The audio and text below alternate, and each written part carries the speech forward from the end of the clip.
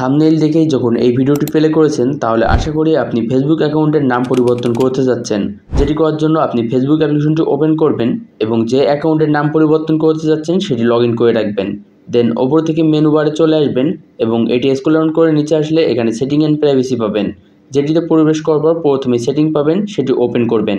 দেন account সেন্টারে চলে আসবেন এবং প্রোফাইলে টাচ করবেন।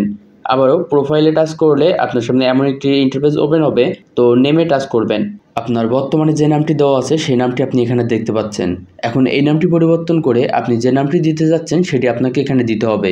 আপনার যদি ফার্স্ট নেম বা লাস্ট নেম থাকে তাহলে সেই দুটি দিয়ে দিবেন এবং যদি কোনো মিডল নেমও থাকে তাহলে আপনি সেটিও অ্যাড করতে পারেন।